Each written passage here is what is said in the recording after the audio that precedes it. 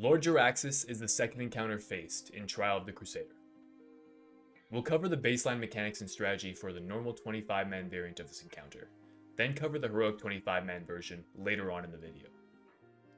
Lord Jaraxxus has access to the following abilities. Nether Power, a buff that increases Jaraxxus' magical damage done by 20%, stacking 10 times.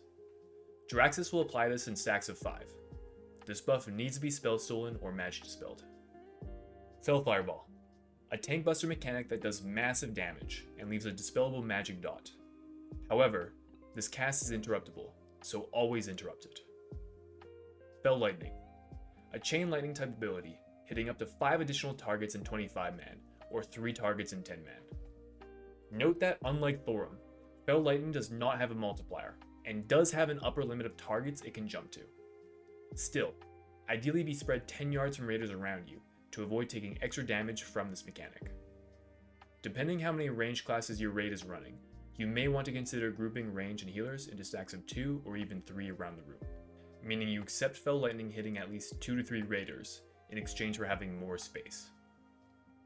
Lord Jaraxxus also applies the following abilities to random raid members. Legion Flame, inflicts ticking fire damage every second for 6 seconds to a random player. This player also leaves a patch of Legion Flame on the ground for every tick of damage taken. Have the targeted player run away from the boss so as to avoid dropping fire pools on other raiders. Be mindful not to run so far as to outrange your healers.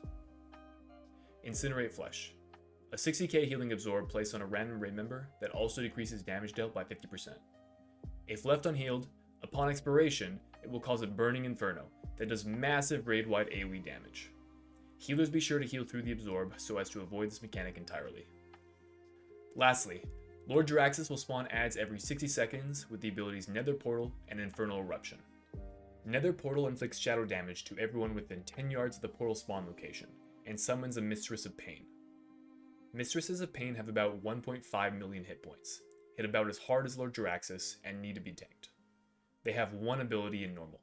Spinning Pain Spike spins away to a random target, inflicting 50% of their maximum HP in physical damage before returning to their primary aggro target. Next, we have Infernal Eruption. This ability summons 3 Fellflame Infernals with 400,000 hit points in random locations around the room, doing fire damage to nearby players at the spawn location. Fellflame Infernals do low melee damage, but should be tanked and are stunnable. They have 2 mechanics. Fell Streak, fire damage to the primary aggro target, and Fell Inferno, a channeled spell on a random target, dealing about 5,000 fire damage per second to nearby enemies. The Inferno will not move during the channel. A general strategy for this fight will look something like the following. Tank Jaraxxus in the center of the room, with the range and healers set up in a wide circle around the boss. Consider sorting melee into groups to mitigate Fell Lightning damage. If your raid has a lot of ranged DPS and healers, consider having your ranged and healers stack in groups of 2 to 3. Ensure healers are evenly spread for sufficient raid-wide coverage. Interrupt Fell Fireball, and healers watch for the healing absorb Incinerate Flesh. Players targeted with Legion Flames should run out to the edge of the arena, while staying within range of healers. Mages, priests, shamans, protection warriors, and hunters watch to spell steal or magic dispel Nether Power whenever used. Adds spawn every minute and should be picked up by an off tank and DPS down as fast as possible. All non-interrupting DPS should nuke down the Mistress of Pain, but due to the AoE damage from Infernals, when the boss uses Fell Flame Eruption, melee should stay on Jaraxxus while range focuses the Infernal adds down. Note that Infernal adds can be difficult for your off tank to control. They will often target a random player, fly to their location, and begin AoE when using Fell Inferno. If they target a melee DPS, either have the main tank reposition the boss away from the Infernal, or have melee DPS nuke the Infernal down ASAP. Both fire and shadow resistance aura are helpful in this encounter. And that's all for the normal version of this fight. In Heroic, apart from all abilities doing more damage and mobs having more health, there are a couple new abilities and changes to this encounter that need to be addressed. The biggest change in Heroic is that Nether Portals and Fell Volcanoes don't despawn. Instead, they become targetable mobs that continue to spawn adds until killed. This means all DPS need to prioritize killing portals. Otherwise, you risk getting multiple sets of adds. Ideally, you have enough raid damage to down the portals after getting a single Mistress or 3 Infernals.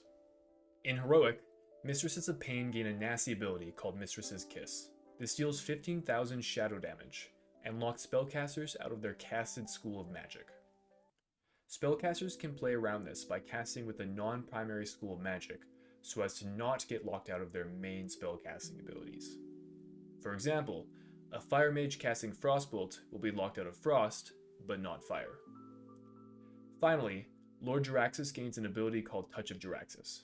This applies a dot to a random raid member, dealing 4,000 shadow damage per second for 12 seconds, and inflicts Curse of the Nether on nearby players, dealing roughly the same amount of damage, but in the form of a curse that can and should be decursed. The positioning for the heroic version of this encounter is identical to the normal variant. The only noteworthy positioning remarks are firstly, that maintaining a 10-yard gap from other players becomes more important due to the ability Touch of Jaraxxus. And secondly, Lord Jaraxxus will always spawn another portal off his left shoulder about 10 yards away. Tanks consider which direction you face Jaraxxus, such that the portals spawn in a good location for your raid to immediately swap to and DPS down. A general strategy for this encounter proceeds the same as with the normal variant, with the exception that all DPS need to focus down portals when they spawn. Be mindful that Jaraxxus still needs to be interrupted, and may buff himself with nether power while portals are active. Either have assignments with a focus target set up to watch the boss for these abilities, or more simply, leave a Shaman DPS on Jaraxxus to interrupt and purge. Manage all of this successfully, and heroic Lord Jaraxxus will go down.